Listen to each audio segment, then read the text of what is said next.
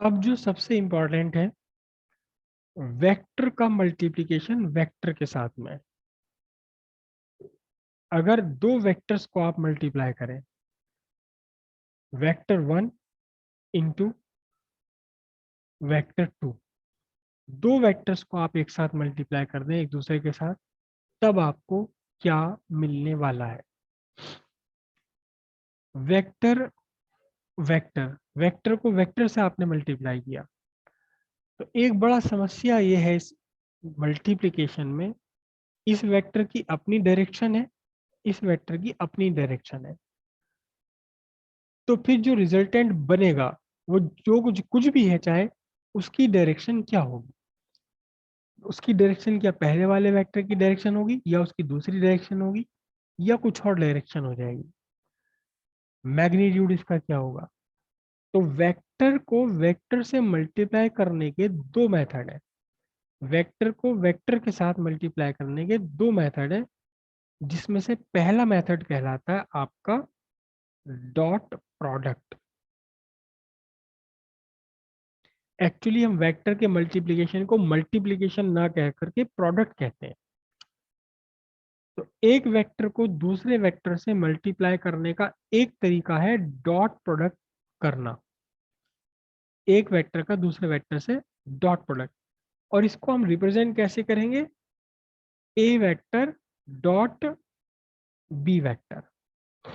ए vector co dot B vector के साथ dot लगा करके रिप्रेजेंट करेंगे। दूसरा तरीका वेक्टर को वेक्टर के साथ मल्टीप्लाई करने का है, जिसे हम बोलते हैं क्रॉस प्रोडक्ट। इसे हम रिप्रेजेंट करते हैं ए वेक्टर क्रॉस बी वेक्टर। इसे मल्टीप्लिकेशन का निशान मत समझ लेना, इट इज ए क्रॉस। ये क्रॉस साइन है।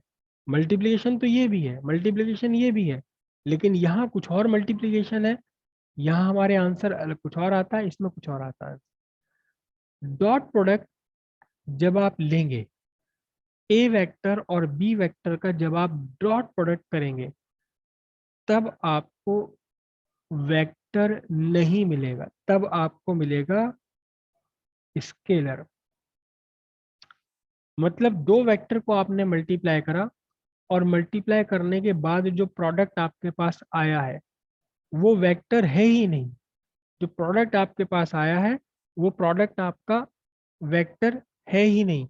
वो प्रोडक्ट आपका कुछ बन गया स्केलर, मतलब इसमें कोई डायरेक्शन ही नहीं बची।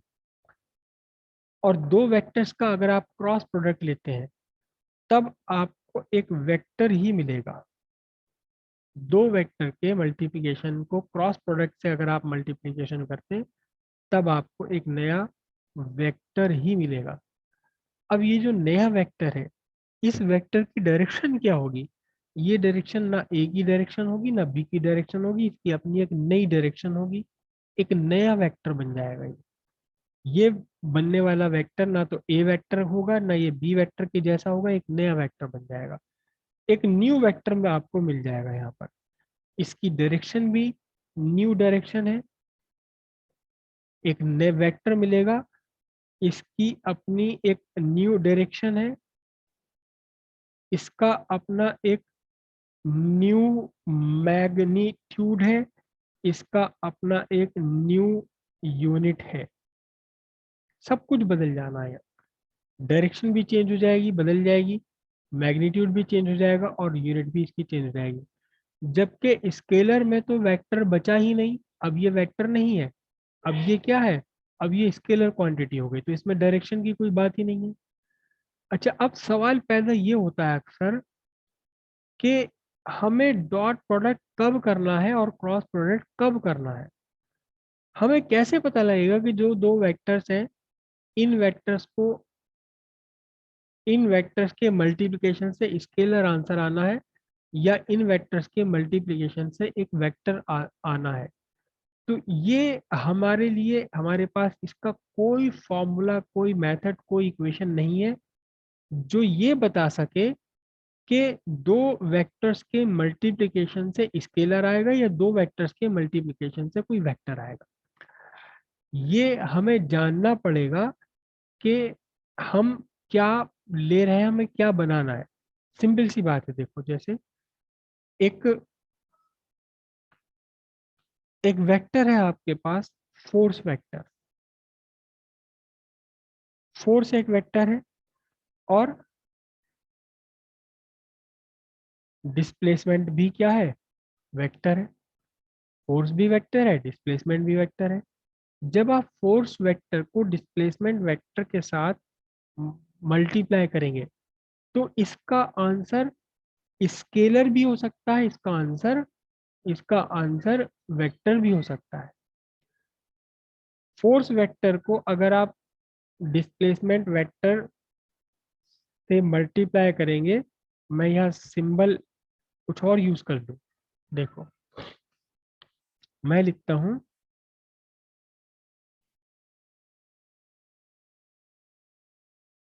डिस्प्लेसमेंट वेक्टर है, इसे आपने multiply by multiplied by force. ये भी वेक्टर है, डिस्प्लेसमेंट भी वेक्टर है, फोर्स भी वेक्टर है।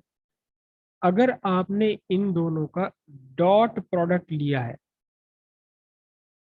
अगर आपने इन दोनों का डॉट प्रोडक्ट लिया है तो डॉट प्रोडक्ट लेकर के आपको मिलेगा वर्क, जो कि अपने आप में क्या है, स्केलर है।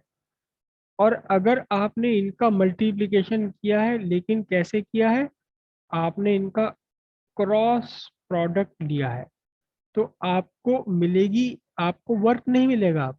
अब आपको एक नई फिजिकल क्वांटिटी मिलेगी, इस फिजिकल क्वांटिटी का नाम है टॉर्क, जो अपने आप में क्या है, एक वेक्टर है। इस वेक्टर का मैग्नीट्यूड ना तो फोर्स के इक्वल होगा, इस टॉर्क वेक्टर का मैग्नीट्यूड ना डिस्प्लेसमेंट के इक्वल होगा, इसका एक नया मैग्नीट्यूड होगा। इस टॉर्क की यूनिट ना तो फोर्स की यूनिट के जैसी है, ना इसकी यूनिट डिस्प्लेसमेंट की यूनिट जैसी, इसकी अपनी एक नई यूनिट है। इस टॉर्क की डायरेक्शन ना तो फोर्स की डायरेक्शन है, ना डिस्प्लेसमेंट की डायरेक्शन है, बल्कि इसकी अपनी एक नई डायरेक्शन आ जानी है। जबकि यहाँ जो वर्क मिला है आपको, इसका मैग्नीट्यूड भी न्यू न्यू होगा, new magnitude, new unit, unit भी नहीं होगी, लेकिन डायरेक्शन नहीं होगी, नो डायरेक्शन। तो जब आप डॉट प्रोडक्ट लेंगे, अब अच्छा, अब आपको कैसे पता लगेगा कि डिस्प्लेसमेंट वेक्टर फोर्स वेक्टर का डॉट प्रोडक्ट लेना है, क्रॉस प्रोडक्ट लेना है? ये आपको कंडीशंस से पता लगेगा। आप देखिए कि जहां जिस रेफरेंस में आप बात कर रहे हैं, वहां आपको वर्क फाइंड होना है, या आपको कहीं कोई रोटेशनल मोशन है, टॉर्क फाइंड होना है। तो रेफरेंस आपको देखना पड़ेगा, दो वेक्टर्स का क्रॉस प्रोडक्ट लेना है या आपको डॉट प्रोडक्ट लेना है। ये डिपेंड करेगा कि आप इन वेक्टर्स को मल्टीप्लाई किस रेफरेंस में कर रहे हैं, किस रेफरेंस में कर रहे हैं। कहीं अगर आपको लगता है कि वर्क हमें मिलना चाहिए, तो आप इनका डॉट प्रोडक्ट लेंगे। कहीं आपकी सरकमटेंस, आपकी कंडीशंस ऐसी बनी हुई है कि आपको टॉर्क मिलने वाला है, आपको टर्निंग इफेक्ट मिलने वाला है, आपको रोटेशनल मोशन से कहीं कुछ रिलेशन है इसका, तब आप इन दोनों का क्रॉस प्रोडक्ट लेंगे। लेकिन कब क्रॉस प्रोडक्ट लेना, कब डॉट प्रोडक्ट लेना, इसका कोई मैथमेटिकल एक्सप्लेनेशन, मैथमेटिकल इक्वेशन इसकी नहीं है। आपको खुद डिसाइड करना पड़ेगा अपने कंडीशंस देखते हुए कि आपको डॉट प्रोडक्ट लेना है या आपने क्रॉस प्रोडक्ट लेना है। जब आप डॉट प्रोडक्ट लेते हैं दो वेक्टर्स का, तो दो वेक्टर्स के डॉट प्रोडक्ट के बाद आपको स्केलर मिलता है। इस स्केलर का मैग्नीट्यूड भी नया होगा, न्यू मैग्नीट्यूड होगा, और इसकी यूनिट भी क्या होगी, न्यू यूनिट हो जाएगी। लेकिन डायरेक्शन इसमें है ही नहीं, क्योंकि स्केलर बन गया। जैसे कि आपने देखो,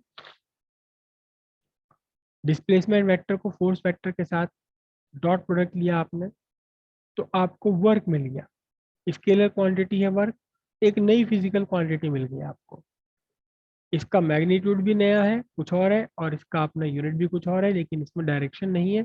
जब आपने दोनों का डॉट क्रॉस प्रोडक्ट लिया तब आपको एक नई अलग फिजिकल क्वांटिटी मिली। अब ये वर्क नहीं है, अब आपको टॉर्क मिला। टॉर्क क्या है? ये एक नई फिजिकल क्वांटिटी है जो ना फोर्स की जैसी है ना डिस्प्लेसमेंट की जैसी, इसका अपना एक अलग एग्जिस्टेंस है। इसका मैग्नीट्यूड भी नया है, ना फोर्स का मैग्नीट्यूड है ना डिस्प्लेसमेंट का मैग्नीट्यूड है, इसका अपना एक नया मैग्नीट्यूड है। इसका अपना एक न्यू मैग्नीट्यूड बन जाएगा। न्यू मैग्नीट्यूड बन जाएगा, यूनिट भी इसकी न्यू होगी, नई इसकी अपनी यूनिट होगी, और इसकी अपनी एक न्यू डायरेक्शन भी होगी। वो डायरेक्शन ना तो फोर्स की डायरेक्शन है, वो ना डिस्प्लेसमेंट की डायरेक्शन है। इसकी अपनी टॉर्क की अपनी एक अलग डायरेक्शन हो जाने वाली है। तो कब डॉट प्रोडक्ट लेना है, कब क्रॉस प्रोडक्ट लेना है, ये आपको डिसाइड करना पड़ेगा अपने कंडीशंस पर। बात यहाँ तक की समझ आई? डॉट प्रोडक्ट आप लेंगे, दो वेक्टर्स को मल्टीप्लाई करने के दो तरीके हैं। एक मेथड है डॉट प्रोडक्ट, दूसरा मेथड है क्रॉस प्रोडक्ट। डॉट प्रोडक्ट जब आप लेंगे, then you get a new physical quantity with new magnitude, new unit, but without any direction, it is a scalar quantity.